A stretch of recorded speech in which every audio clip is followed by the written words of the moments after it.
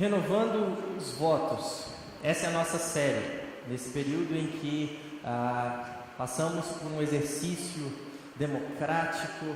A gente vai parar um pouquinho para refletir acerca do que a palavra do Senhor diz, acerca do nosso papel enquanto discípulos de Jesus, o que a palavra de Deus nos constrange, a forma como nós devemos viver a vida e quais as esferas em que o Evangelho se relaciona. Em que partes da minha vida o Evangelho tem autoridade e em quais o Evangelho não tem. Eu já adianto, o Evangelho tem autoridade em todas. Mas a gente vai conversar um pouco sobre isso. E hoje o tema é renovando os votos com Deus. E aí você pode estar pensando assim, quando você viu o banner, você viu umas pedras por trás, assim, poxa, logo quando eu penso em eleições, eu penso logo numa urna, bandeira do Brasil, essas coisas todas. Na verdade, eu explico para você. A gente vai conversar acerca do livro de Neemias, uma narrativa que ela é muito inspiradora e tem princípios muito importantes e muito atuais para esse nosso tempo, para esse nosso contexto. Então, antes da gente conversar, da gente ler esse livro, esse trecho da Bíblia, queria que a gente conversasse um pouco acerca do contexto. E aí eu falo do contexto histórico do cativeiro. Para quem não sabe, para quem não é familiarizado com esse livro da Bíblia, Neemias foi um homem que provavelmente nasceu no período em que o povo de Deus estava em cativeiro babilônico. E o que significa isso? A gente tem que voltar um pouquinho atrás.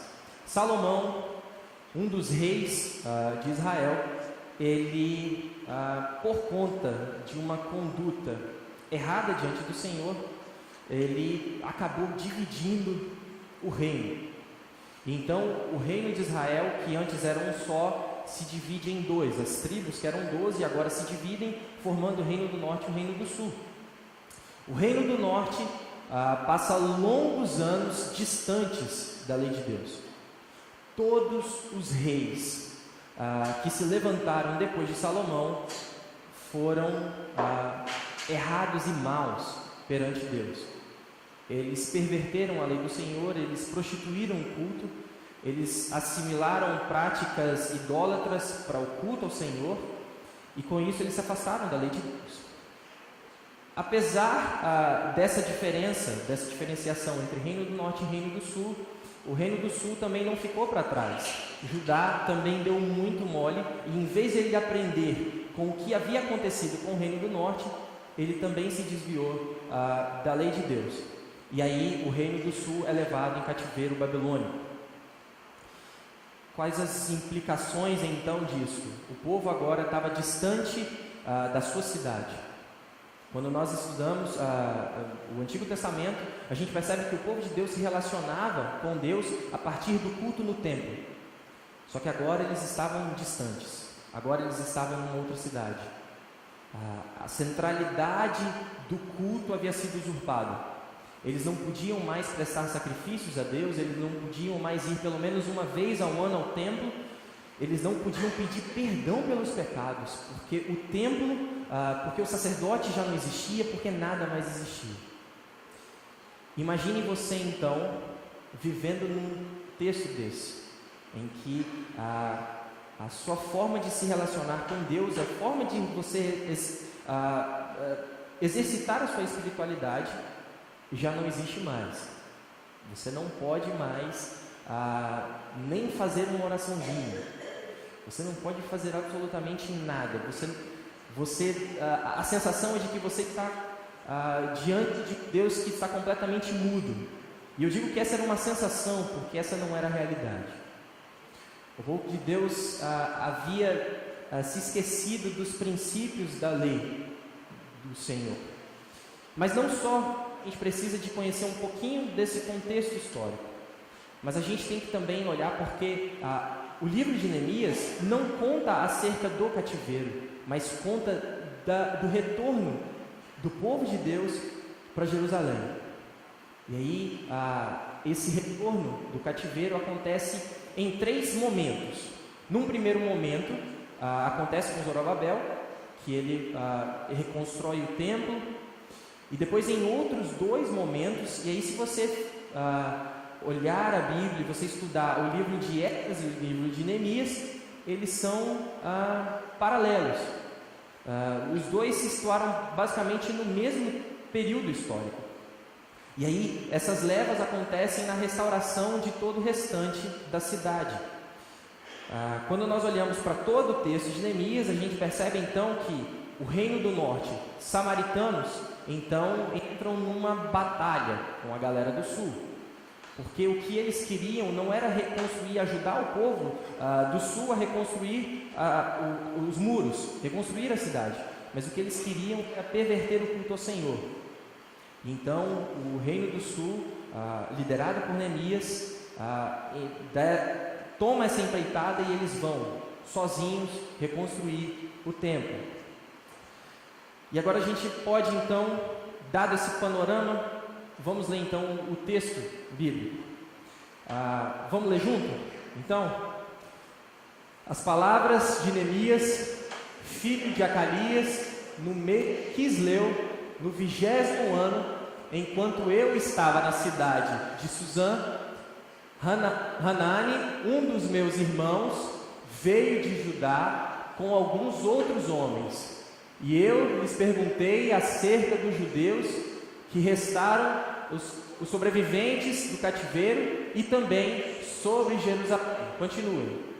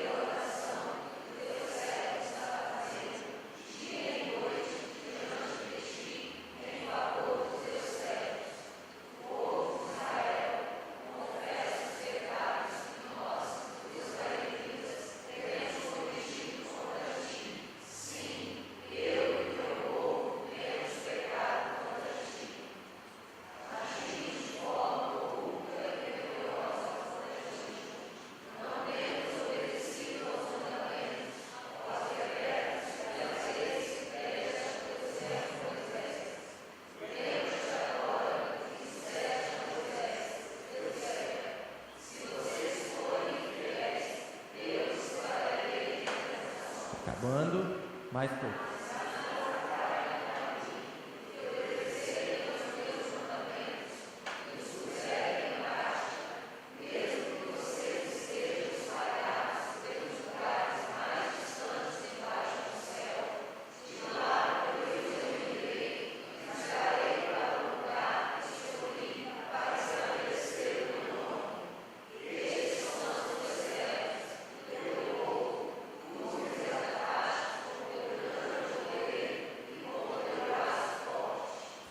Senhor, que os teus ouvidos estejam atentos à oração deste teu servo e à oração dos teus servos que têm prazer em temer o teu nome. Faze que hoje este teu servo seja bem-sucedido, concedendo-lhe a benevolência deste homem. Nessa época, eu era o copeiro do rei. Esse é o capítulo 1. A narrativa, e é interessante, se vocês olharem alguns outros livros históricos na Bíblia, a narrativa de Neemias, ela é contada em primeira pessoa, é Neemias registrando o negócio. Então, se em alguns livros da Bíblia a gente acaba tendo que debruçar um pouco mais para enxergar quem é o autor, aqui está bem claro, é Neemias. E aí o que a gente então consegue perceber aqui? Neemias recebeu notícias da sua terra. É interessante porque ele provavelmente não chegou a morar em Jerusalém. Mas quando ele recebe notícias acerca de Jerusalém, de como a coisa estava acontecendo lá, ele se entristece profundamente. Apesar dele não ter nem conhecimento do cheiro da terra de lá, ele ainda assim se compadece e profundamente lamenta por tudo que estava acontecendo na cidade dos seus pais. É interessante, Suzã ficava mais ou menos a 1.500 quilômetros de distância de Jerusalém. Ele estava muito distante. E ainda assim, ele se encheu de compaixão por conta da situação da cidade dos pais dele, por conta da cidade do Deus dele. Algumas coisas são interessantes da gente perceber. Olha, acompanhe comigo. No versículo 3, ele faz uma pergunta, então, para aqueles que estavam acompanhando o sermão. Ele pergunta, então, como é que está as coisas? Eles respondem. Os que sobreviveram ao cativeiro, eles estão passando por uma aflição e uma vergonha absurda. Eles estão passando por um grande sofrimento e uma humilhação. Talvez seja um pouquinho complicado da gente entender o que isso significa, mas a gente não precisa fazer tanto esforço. Imagine que você saiu da sua cidade, a sua cidade foi completamente saqueada. Imagine um lugar onde você cresceu jogando bola e fazendo todas as coisas, onde você deu um beijinho na sua primeira namorada, e todas essas coisas, todas as memórias e tudo que se conquista ao longo da vida. Aquela cidade já não mais existia, estava tudo destruído, então nada mais era o mesmo. As pessoas que não foram levadas em cativeiro ficou um remanescente, ficaram ainda algumas pessoas, mas a cidade destruída. Eles estavam completamente esquecidos, era sofrimento e humilhação. Ninguém estava para assisti-los, ninguém estava para tomar conta deles. Imagine que num período de antiguidade, a gente não tem tanta diversidade de empregos, por exemplo, ou de uma criação de renda como a que a gente tem hoje. Imagine que as pessoas eram bastante limitadas nos seus ofícios. Ofícios de artesão, de cuidado da terra, isso tudo era passado de pai para filho. Mas pensem que esse povo foi completamente dizimado. Os que não morreram foram levados em cativeiro. Muitos pais perderam seus filhos e muitos filhos perderam seus pais. A situação era calamitosa. Só restava miséria e sofrimento. Eu acho que esse cenário, ele pode não ser o retrato real do nosso país, mas com miséria, sofrimento e humilhação, eu acho que a gente se identifica um pouco. Essa é uma reportagem um pouquinho antiga, mas ela é só uma de diversas. Ela é só uma de um retrato em que a gente experimenta o Brasil vivendo com essa discrepância de desigualdade, em que pode até parecer um pouquinho distante. A gente está aqui no Sudeste e a galera do Maranhão é a galera do Maranhão, mas a gente não precisa ir muito longe. Inclusive, se não faz parte do seu trajeto, agora, depois do culto, se você for por trás ali do EPA, ali na Expedito, você passar devagarzinho, você vai ver diversos moradores de rua. O problema da miséria, da desigualdade social, não é algo que acontecia simplesmente no tempo de Neemias. É um problema muito presente e que acontece aqui e agora, e que nos acomete, nós brasileiros. Eu não sei vocês, mas eu estou cansado, sabe? Porque nesses períodos de eleições em que a gente está sempre experimentando gente com diversas promessas, e quase que são as mesmas promessas de sempre, e que nada muda, as coisas continuam exatamente do mesmo jeito, os problemas são iguais, e se não são iguais, são até maiores. A gente lidar com tudo isso, assim, eu pelo menos me sinto um pouco sufocado. Mas esse não é só o único problema. Eles não se sentiam simplesmente humilhados e não estavam simplesmente passando por um momento de sofrimento. Os muros da cidade foram derrubados. O que significa então o muro da cidade ser derrubado? Insegurança. Eles não tinham mais como se defender. Qualquer nação que viesse saqueá-los, eles estariam à mercê. Sim, vocês se sentem um pouco inseguros? Não sei. Quando a gente passou pelo momento da greve dos policiais, nossa, foi complicado. Foi uma semana dentro de casa.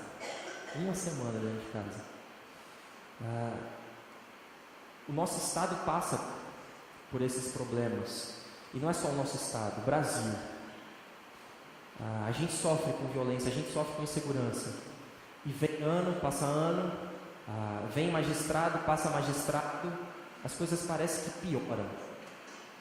E a coisa não é simplesmente do tempo de Neemias. As coisas acontecem com nós hoje. Imagine se tivesse um político daquela época que prometesse resolver todos esses problemas e ele fosse mortal, sabe assim? Que cara, né? Que o cara teria? Porque 2000 anos, milênios passaram e ainda assim os mesmos problemas acometem a gente enquanto povo, enquanto nação. Nada muda. Sem falar então nos portões da cidade queimados. Os portões da cidade se queimaram. O que isso significa? Isso pode parecer, logo no primeiro momento, que é insegurança mesmo, mas não. Na antiguidade, todo julgamento, toda sentença proferida por um juiz era feita aos portões da cidade. Qualquer decisão judicial era feita aos portões da cidade. Mas agora esses portões estão abaixo, estão reduzidos a cinzas. A justiça, ela não existe. Os ministérios que poderiam promover equidade, justiça, harmonia na cidade e no povo, agora eles já não existem mais. O que reina é a corrupção. O que reina é o desmando daqueles que têm o poder, daqueles que ainda têm um pouco de autoridade, e eles pisam e aumentam cada vez mais essa desigualdade, essas injustiças e esse lamento. E eu acho assim que eu não preciso mostrar nenhuma reportagem acerca disso, porque isso é muito presente. Vem ano, passa ano. Vêm eleições, passam eleições, e cada vez parece que não só a coisa não muda, parece que piora. Como nós, discípulos de Jesus, então, a gente lida? Como nós, discípulos de Cristo, como nós, servos do Senhor, lidamos com todo esse cenário?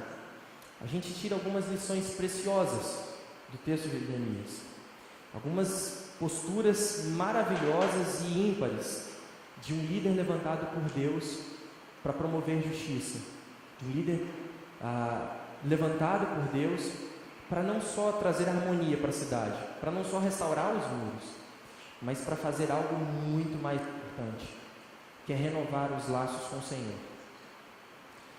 Primeiro momento em que a gente tem refletido acerca desse tema, a gente se volta então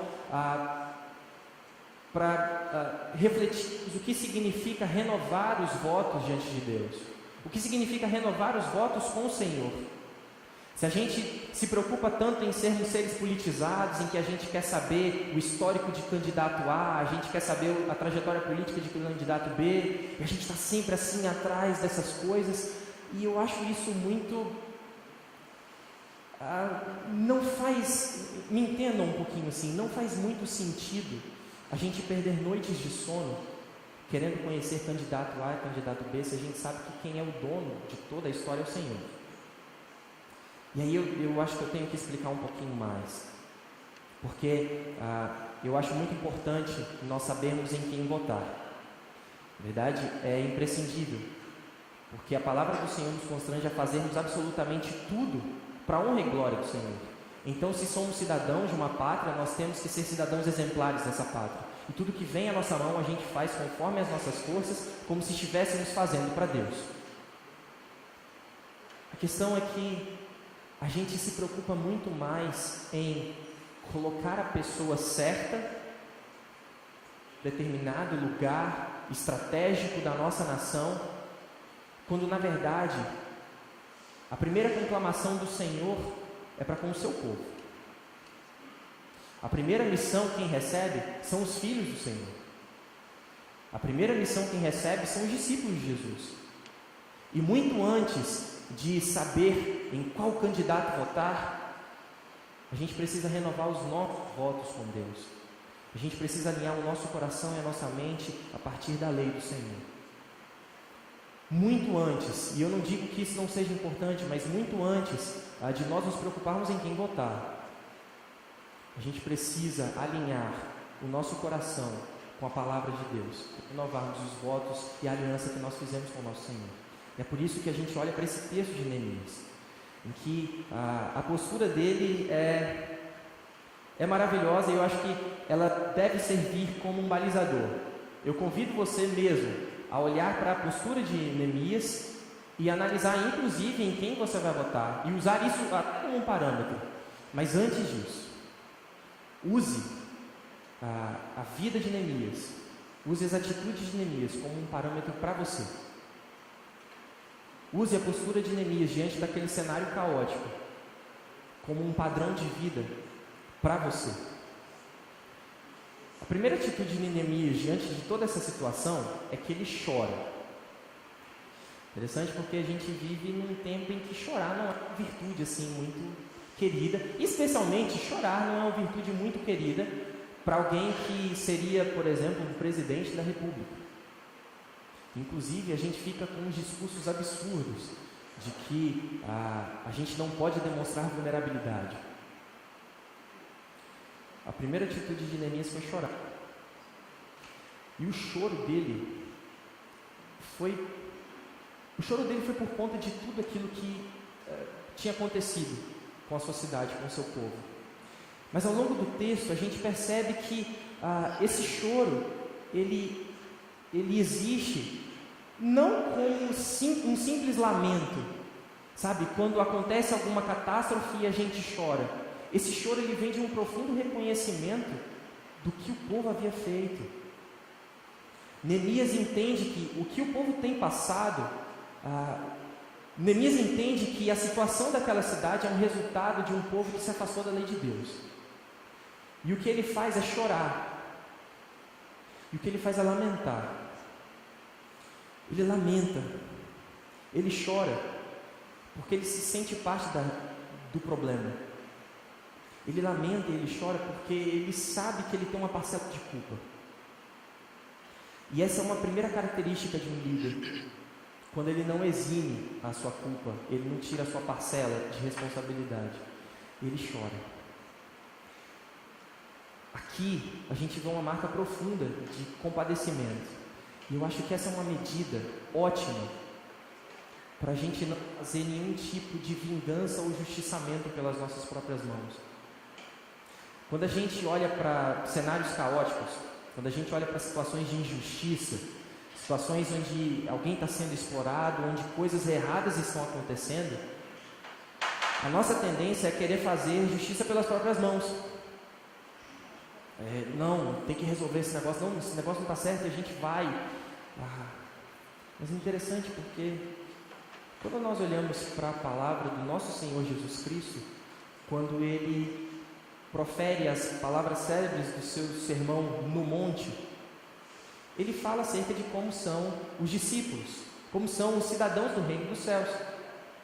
E Ele vai elencando diversas características. Ele fala que aqueles que fazem parte do reino dos céus são humildes de espírito.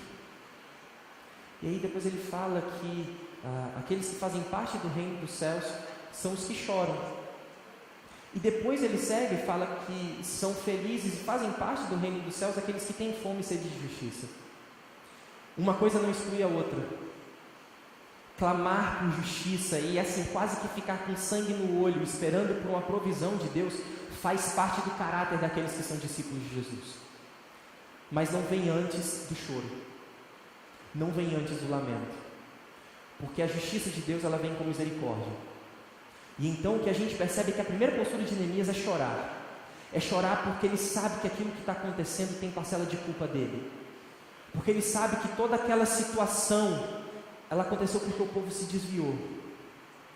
E assim como ele conhece o íntimo do seu próprio coração e ele sabe o que ele faz longe dos olhos de todo mundo, que ele sabe qual é a perversidade do seu coração, é que ele olha para a situação em que o povo se encontra e ele chora profundamente, porque ele sabe que a solução para o povo, ele sabe que a solução para a cidade é Deus se voltar para eles. A gente precisa enxergar toda essa situação e todo esse cenário que a gente tem vivido enquanto nação com os olhos de Neemias. Antes da gente querer fazer algum tipo de justiça com as nossas próprias mãos, inclusive antes da gente se indignar com tudo que está acontecendo, a gente precisa chorar, a gente precisa lamentar, a gente precisa se colocar diante de Deus com sofrimento e pesar de coração, porque o que a gente tem passado é um reflexo de um povo que se desviou da palavra de Deus. E como a gente precisa de um olhar de misericórdia, um olhar de complacência, um olhar de misericórdia. Esse homem, e eu não ouso pronunciar o nome dele, mas se você quiser conhecer um pouco da história dele, ele é muito conhecido como irmão André. Talvez vocês conheçam, ele foi conhecido por ser um espião missionário, que no período da Guerra Fria, ele entrava com Bíblias em países de regime comunista. E esse irmão, ele tem essa célebre frase que é na verdade uma oração: Senhor, dá-me o dom de lágrimas. Senhor, dá-me o dom de lágrimas. Eu acho que essa deveria ser uma oração nossa. Senhor, dá-nos o dom de lágrimas. Muito antes da gente pensar em colocar alguém no poder para poder resolver a parada, e essa é a expectativa que a gente tem com qualquer candidato, muito antes disso, a gente precisa se voltar ao nosso Senhor e lamentar profundamente o nosso pecado. A gente precisa reconhecer que muito antes de partido de direita e partido de esquerda, o que resolve o problema da nossa nação é o Evangelho. E quando a gente se depara com isso, a gente se depara com um povo rebelde, distante do Senhor, a gente precisa aprender a lamentar diante de Deus.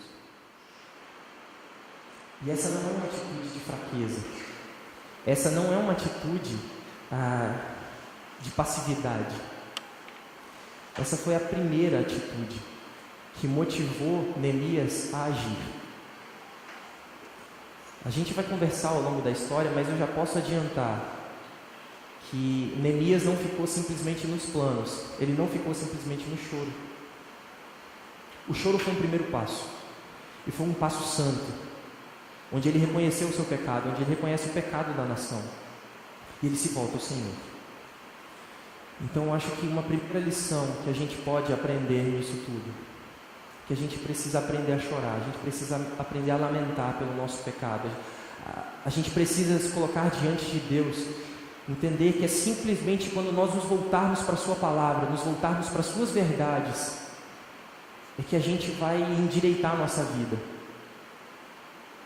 E para isso, quando a gente se depara com a Escritura, a gente percebe o quão pecadores nós somos. A nossa primeira atitude é de fato o choro. E o choro coloca a gente no nosso devido lugar, em que a gente lamenta para aquele que é o único que pode nos atender. O que leva então ao segundo ponto. A atitude de Neemias foi jejuar e orar. Jejuou e orou. Não sei vocês, assim, essa é uma pergunta retórica minha, mas tem quanto tempo que vocês jejuaram? Não vale aquele jejum que você esqueceu de comer e aí você já assim, passou metade do dia já sem comer e você foi, fiquei sem comer, né? Vou aproveitar agora então, vou fazer um jejumzinho. Aí ora e pronto, entrega o jejum na hora do almoço. Não vale isso. Quando foi a última vez que você jejuou? John Piper, um pastor americano, ele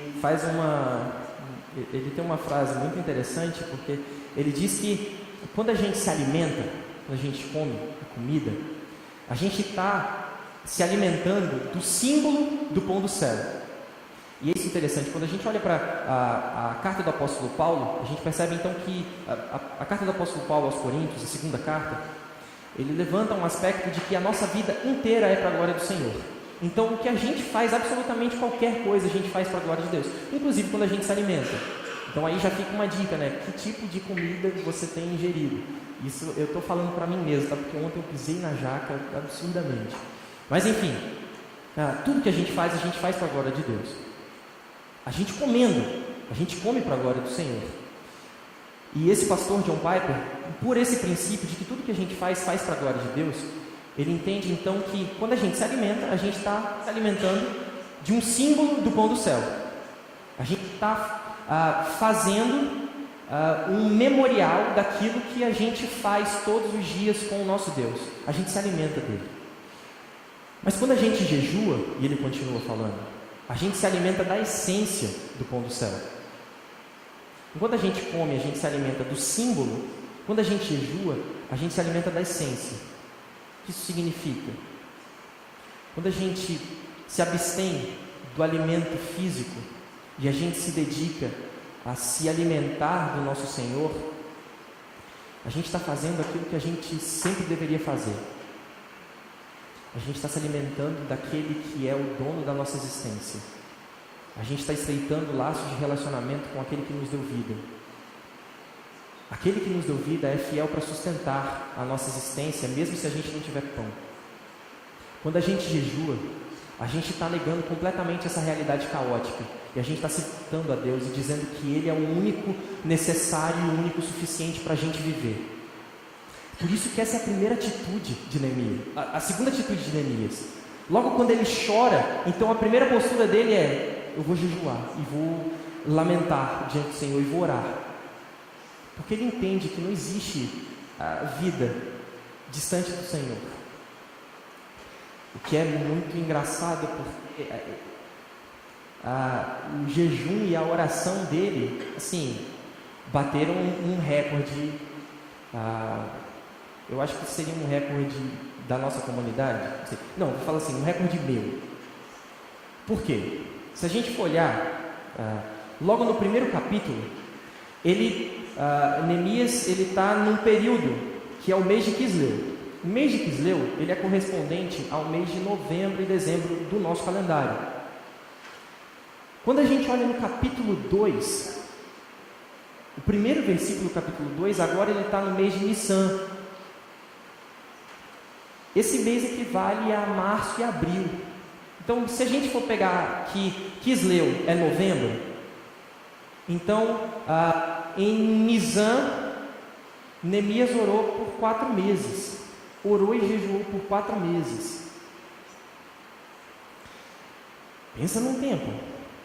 4 meses. Eu não consigo me lembrar de um período na minha vida em que eu jejuei por 4 meses, por uma determinada causa específica.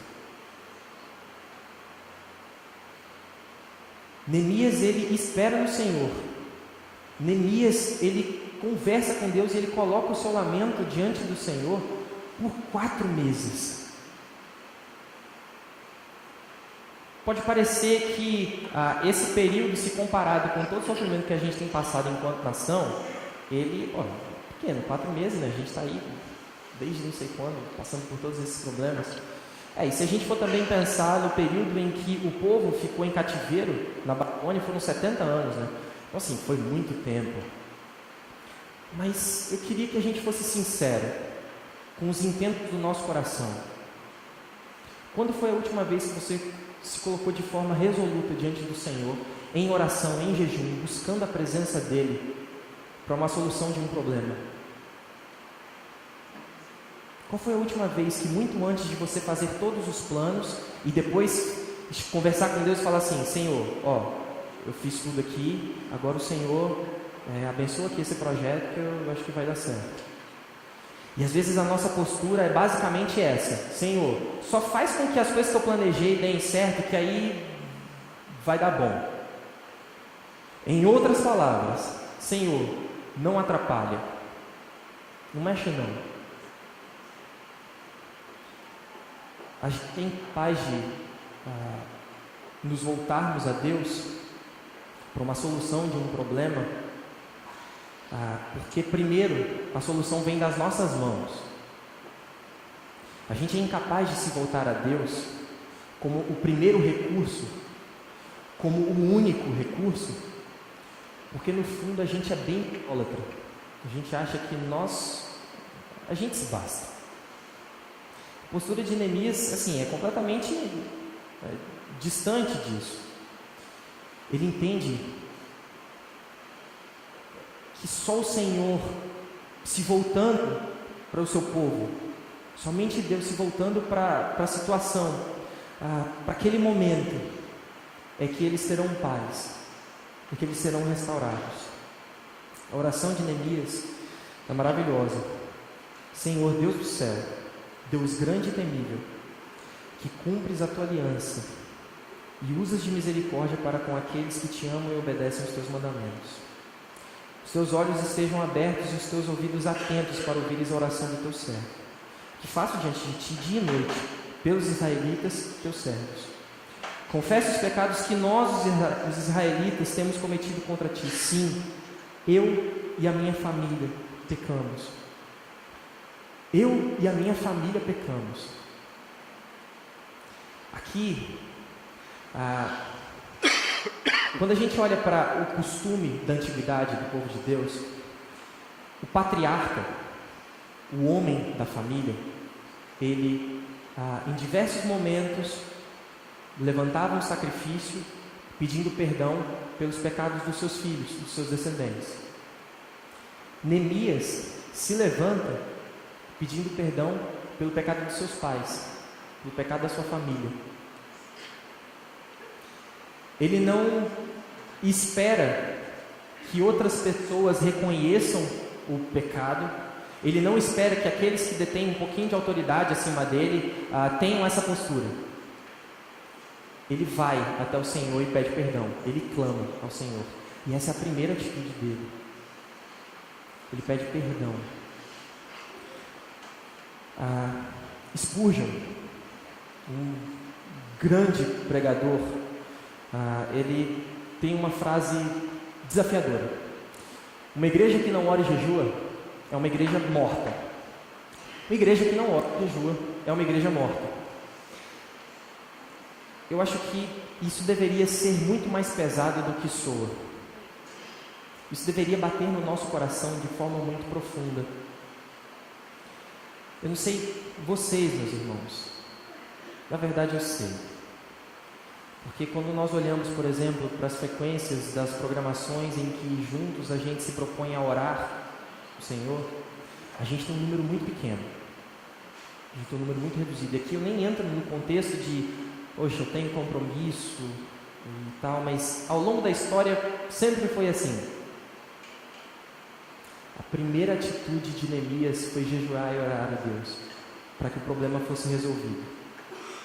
As nossas atitudes têm sido simplesmente, eu vou fazer, eu vou trabalhar, eu vou me esgotar, e se der errado, Deus está atrapalhando. Eu vou fazer, eu vou labutar, eu vou conquistar, e se as coisas derem errado, aí eu aciono Deus. Para o momento em que nós estamos vivendo, enquanto nação, que a gente está às vésperas do cumprimento de um exercício da nossa democracia, gente, passou da hora da gente jejuar e orar pelo nosso país. Passou da hora da gente buscar em primeiro lugar a vontade do nosso Senhor. A gente clamar por gente que promova a justiça. A gente clamar por gente que seja parte da solução de Deus para a nossa nação. E aqui eu não estou atestando, por exemplo, o credo, a religião de qualquer candidato. Porque se a gente for olhar para a história, Ciro era um imperador do Império Medo-Persa. E um pouquinho diferente de como o imperador da Babilônia agia, Ciro, ele não proibia o culto. Na verdade, a atitude dele era assim: gente, vocês têm religiões aí? Não, beleza, vamos lá, vamos juntando.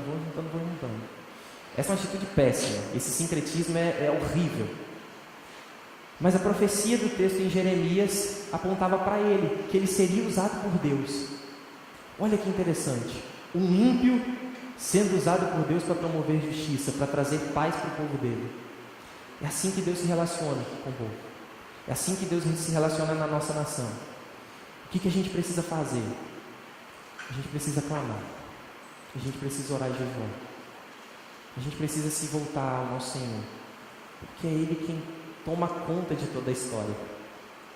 É Ele que já está no dia 7 de outubro. É Ele que já sabe o fim desse negócio todo. E Ele nos deu um grande spoiler. Ele nos deu assim uma esquinha no futuro privilegiada, porque a gente sabe que vão se levantar presidentes, magistrados, nações vão cair, nações vão ascender, e ainda assim Jesus continua sendo Senhor. Jesus continua sendo soberano sobre tudo. A gente precisa se voltar a Ele, a gente precisa clamar e entender que é dele que procedem as fontes de vida. E uma terceira e última atitude, porque ela é um reflexo do jejuar e do orar.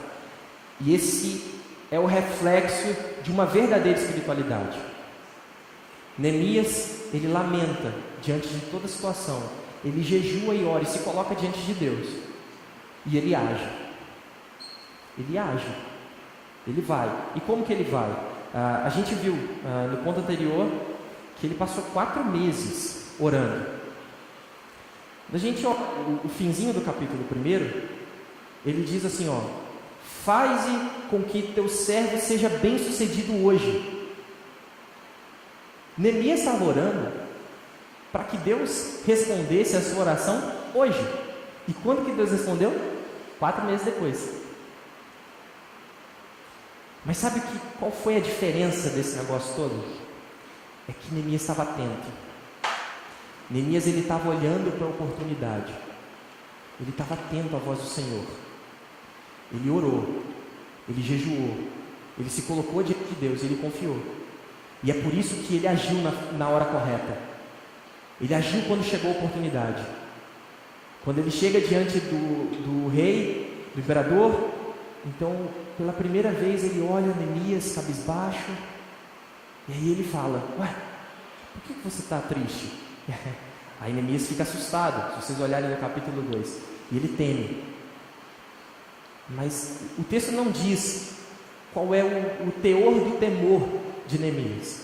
O que a gente pode imaginar é que, depois da conversa com o Deus Criador do Universo, com o Deus de seus pais, com o seu Deus, talvez ele tenha temido, porque ele percebeu que agora ou vai ou racha. E foi isso que a espiritualidade de Neemias, foi para esse caminho que a espiritualidade de Neemias o conduziu. Ele conversou com Deus, ele estreitou o relacionamento com o Senhor, ele pediu direcionamento e a oportunidade veio. Ele não sabia como resolver a situação, mas ele sabia quem poderia resolver. Mas ainda assim ele não se excluiu da solução.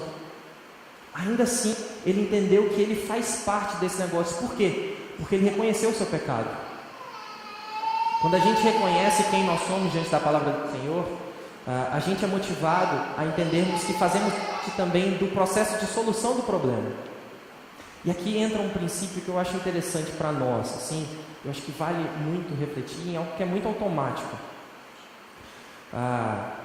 Sabe qual foi o erro? Erro entre aspas, tá? Sabe qual foi o erro todo de Neemias?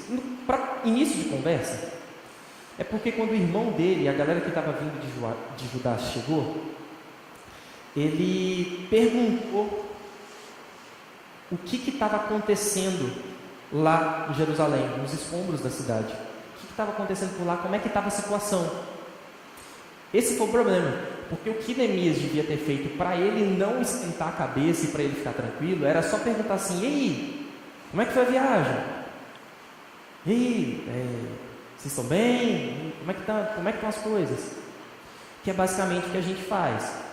A gente pergunta assim: não, e aí, como é que estão as coisas? Está tudo bem? Quando a gente pergunta para alguém assim: e aí, Ronald, como vão? Como vão as coisas? Como é que tá? A gente nunca espera a pessoa falar assim: nossa, tá com um problema, ainda bem que você me perguntou. A gente não espera isso. A gente só estabelece um contato.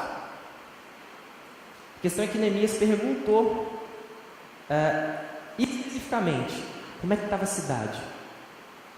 E essa não era uma pergunta que ele estava esperando só um tipo de resposta. Ele não perguntou como é que estava a cidade e estava esperando assim: não, tudo bem, a gente está reconstruindo, vai caminhando devagar, né, e tal, mas você sabe como é que é o país, a galera assim, não, mas a gente vai caminhando, o que importa é que a gente tem que se esforçar para ir fazer. Ele recebeu uma resposta que deu um problema para ele. Eu acho que essa é a reflexão mais importante que a gente deve fazer. Toda missão, ela é antecedida por um fardo. Já pararam para pensar isso? Toda missão, toda empreitada nossa, ela é precedida por um problema, por alguma situação adversa. E para a gente fazer parte de uma missão, para a gente fazer parte de um empreendimento grande, para a gente fazer parte de algo relevante para a solução de um problema, a gente tem que ter coragem suficiente para perguntar qual é o problema. A gente tem que ter coragem suficiente para encarar quais são as situações de fato que estão assolando aquela situação. Num tempo enquanto a gente fica sempre indeciso em quem votar, em quem deve subir, quem não pode subir, acho que essa é uma primeira postura que a gente deveria adotar. Quem tem se colocado como parte da solução do problema? E aí entra um princípio maravilhoso para nós. A espiritualidade sadia, uma espiritualidade baseada nas Escrituras, ela nunca permanece na inércia. Uma espiritualidade baseada na palavra de Deus nos compele a não só irmos para frente, mas sermos solução de problemas. Agir. Pastor Hernandes Dias Lopes, ele diz que a oração sem ação é fanatismo. Ação sem oração é presunção. Quando a gente ora e não espera e não tem nenhuma expectativa em agir, a gente está sendo simplesmente mais um carola, mais um desses que acha que está vivendo, glorificando a Deus, mas na verdade não está. De uma forma muito prática, é como se a gente viesse aqui domingo após domingo e clamasse pela misericórdia do Senhor na nação, mas a gente não está disposto nem um pouquinho a sair da nossa zona de conforto para promover justiça ao nosso redor. É como se a gente clamasse para que Deus colocasse pessoas que promovessem a justiça, mas nas nossas relações a gente não espelha, a gente não manifesta a justiça do reino de Deus. Oração sem ação é fanatismo. Da mesma forma que ação sem oração, quando a gente acha que a gente faz as coisas distantes de Deus, ou quando a gente faz, não, isso aqui eu fiz, teve muito suor. De fato, mas quando a gente não reconhece a força que nos levou a fazer, aquele que nos levou a conquistar foi o nosso Senhor. Uma ação que não parte de uma profunda reflexão diante do Senhor a partir da realidade, ela é presunção. É achar que as coisas estão sendo feitas, mas na verdade tudo não passa de trapo de imundície. Nada de fato agrada a Deus. Nada de fato é espelhado e baseado na palavra do Senhor. Neemias, nesse primeiro momento, então, ele nos ensina o que de fato é mais importante nesse nosso momento de eleição. A gente precisa, antes de tudo, renovar os nossos votos com o Senhor. E essa não é a expectativa que você deve fazer para o seu candidato à presidência, o seu candidato ao Senado, o seu candidato a deputado federal, estadual. Isso é um trato que você tem que fazer com Deus. Você tem que fazer com Deus. Nós, igreja do Senhor. Tem um texto do apóstolo Paulo, lá na segunda carta aos Coríntios. Mas temos esse tesouro em vasos de barro, para mostrar que este poder que a tudo excede provém de Deus, e não de nós. De todos os lados somos pressionados, mas não desanimados. Ficamos perplexos, mas não desesperados. Somos perseguidos, mas não abandonados. Abatidos, mas não destruídos. Trazemos sempre em nosso corpo o morrer de Jesus, para que a vida de Jesus também seja revelada em nosso corpo. Nós somos vasos de barro. E é justamente quando o povo de Deus se levanta, esses vasos de barro se levantam e fazem diferença na sociedade. É nesse momento que a gente está proclamando as verdades do reino do Senhor. E o princípio do apóstolo Paulo aqui, ele é muito básico. Um vaso de barro, ele não é usado para guardar nenhuma quantia grande de dinheiro. O vaso de barro não é usado para guardar nada de valor significativo. O vaso de barro era usado como um utensílio comum naquele tempo para guardar água, vinho, azeite, algum líquido, ou alguma outra quantidade bem pequena de recursos. Mas nós somos vasos de barro que no exterior a gente não aparenta nada. A gente é bem simples. Mas as nossas atitudes mostram do que está dentro. E a gente percebe que esse tesouro, ele não é naturalmente nosso. Ele foi colocado. Ele nos foi dado. Ele nos foi dado por Cristo Jesus. Para que quando as pessoas vejam as nossas atitudes, para que quando vejam as nossas posturas, não olhem assim, mas aí de cara já dá para ver. O nosso testemunho é completamente assim, contrário às expectativas. Nós somos os azarões do negócio todo. Deus nos chama para a gente escandalizar esse mundo, para a gente agir com paz, serenidade e calma num contexto completamente caótico. E por que a gente faz isso? Porque a gente sabe que a eternidade já foi garantida em Cristo Jesus. Porque a gente sabe que muito antes do presidente subir lá no primeiro dia do ano, o Senhor já tem as rédeas da história na sua mão. O Senhor cuida de nós. Por isso que é tão importante nós renovarmos os nossos votos com Deus. Porque Ele, de fato, é a única solução para os nossos problemas. É Ele quem pode resolver o problema do nosso país. É Ele quem pode resolver o caos da sua vida e da minha vida. Somente Ele.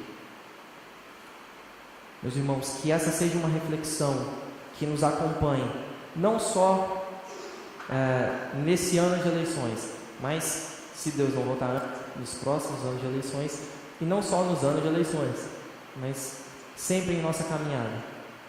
Que o Senhor seja o nosso norte, que a palavra de Deus seja o nosso alimento, que a gente busque ao Senhor como uma primeira solução para qualquer coisa na nossa vida, que a gente entenda que tudo que fazemos para a honra e glória de independência a Ele.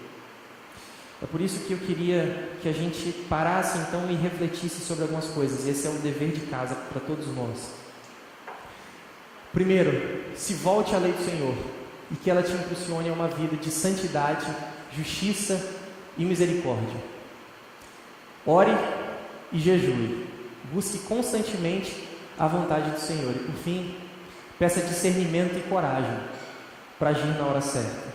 Que a gente aprenda com a postura de Neemias, a vivermos buscando a promoção da justiça do reino, que ela não é exercida antes do nosso choro e do nosso lamento profundo. Que a gente entenda que a gente deve se voltar a Deus, que a gente deve buscar Ele ardentemente, assim como a gente busca o nosso alimento todos os dias. Que o Senhor seja a busca incessante da nossa vida, da nossa alma.